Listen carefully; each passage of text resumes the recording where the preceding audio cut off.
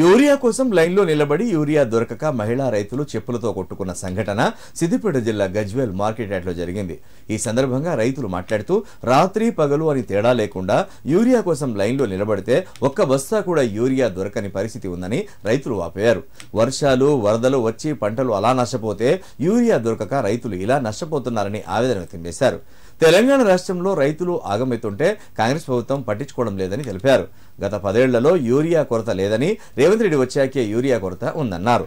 రైతులకు సరిపడా యూరియా అందించకపోతే రేవంత్ రెడ్డి తన పదవికి రాజీనామా చేయాలన్నారు. నా పేరు అశోక్ గిర్పల్లి.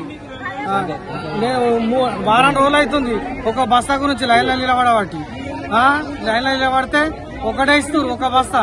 నాకు 6 ఎకరాల భూమి ఉంది. 6 ఎకరాల ఒక బస్తా ఏం చేసుకోవాలి నేను? ఇప్పుడు వారం రోజులు అవుతుంది నేను తిరగబట్టి. అదే 10 ఎకరాల భూమి ఉన్న వాళ్ళకు ఈ లైన్లో నిలబడతలేడు, బ్లాక్లు అమ్ముకుంటారు. మరి ఇదేంది పరిస్థితి?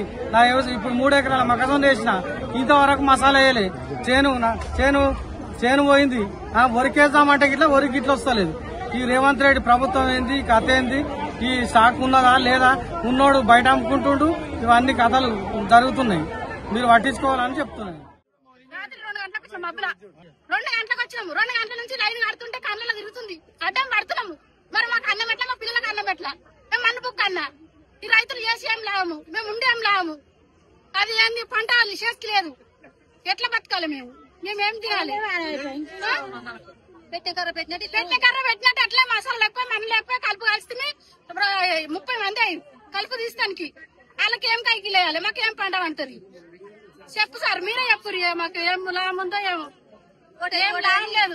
ఓటైరి నాకు మంచిగా చేస్తామని అన్నారు. గింత మంచిగా చేస్తూ ఏమి కళ్ళకు నీళ్ళు వస్తున్నాయి. ఇక కళ్ళలో తిరుగుతుంది. అడ్డం పడితే ఎవరు పెడతారు? మాకు మంచి నీళ్ళు లేవు, తాగడానికి చాయ్ లేదు. కళ్ళలో తిరుగుతుంది, పాల చేరొచ్చినట్టు అవుతుంది. ఏంటి ఇది? ఎన్నటి కూడా ఇట్లా ఇంత పరిస్థితి కాలే. కష్టంగా రాలే మాకు. ఇప్పుడే ఇట్లా అవుతుంది.